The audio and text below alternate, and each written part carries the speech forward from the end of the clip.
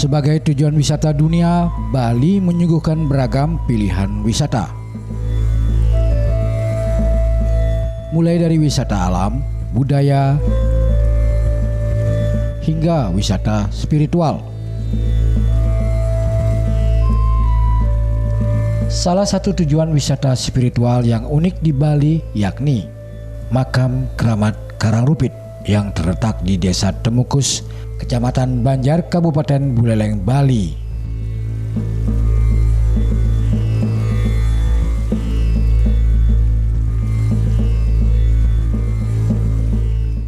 Hal yang membuat makam ini unik adalah nama yang tertulis pada makam.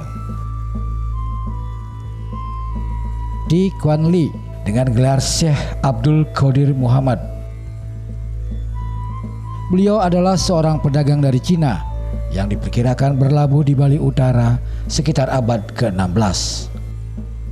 Sebelum sampai di Bali, beliau sempat datang ke Cirebon, Jawa Barat untuk berguru pada Sunan Gunung Jati. Di Kuan Li atau Syekh Abdul Qadir Muhammad termasuk ke dalam salah satu tokoh wali Pitu Bali yang memiliki peranan besar dalam penyebaran agama Islam di Pulau Dewata. Jadi Wali Tujuh Bali itu kan penemunya Kiai Haji Zain Asgaf. Jadi penelusuran Wali Tujuh Bali itu ditelusuri mulai dari tahun 98. Makom di sini itu ya ditemukan di tahun 98. Jadi sebelumnya itu makom tidak ada nama.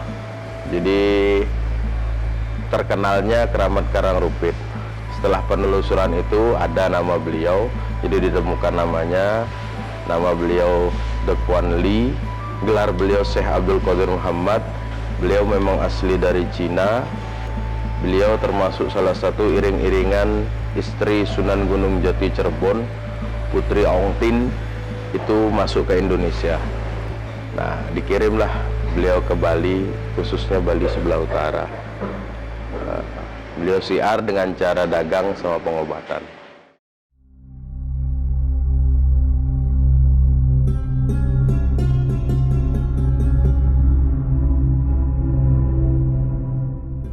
Menurut cerita orang-orang, makam Keramat Karangrupit dahulu berada di tengah laut. Jadi pada saat itu ketika ada yang hendak berziarah ke makam ini harus dengan menggunakan sampan atau perahu.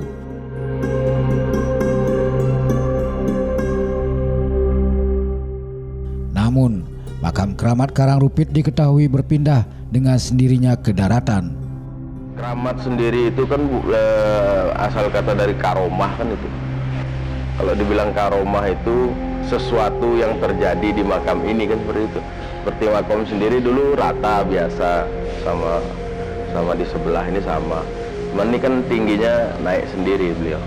Jadi makam ini naik dengan sendirinya. Itu mungkin dibilang keramat gitu.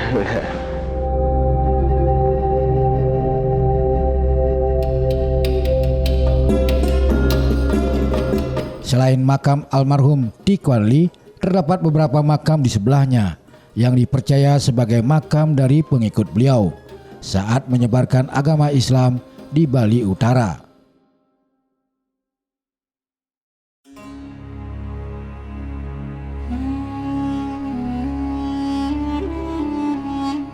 Saat ini makam yang berada di tanah seluas 2,8 are ini dikelola secara pribadi, secara turun-temurun sejak tahun 1990-an.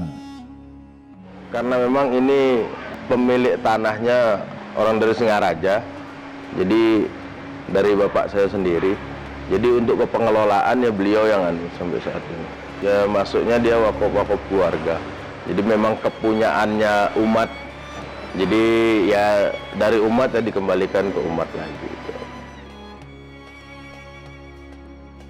Sebelum masa pandemi, makam ini ramai dikunjungi oleh peziarah dari seluruh Indonesia, mulai dari Aceh, Jawa, hingga Indonesia bagian timur.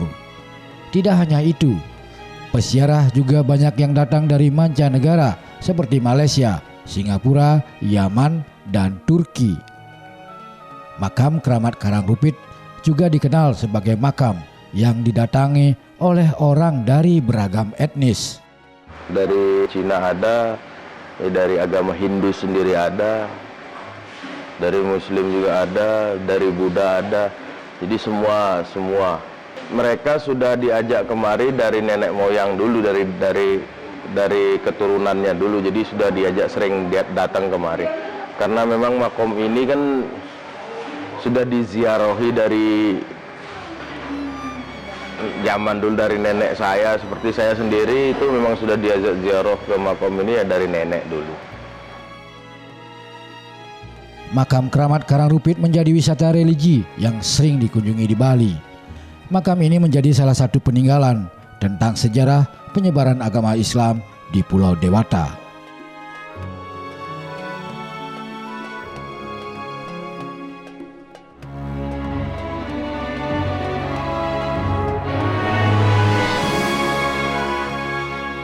Karena memang Wali Tujuh sendiri itu kan sudah termasuk di wisata religi Bali ya, termasuknya seperti itu.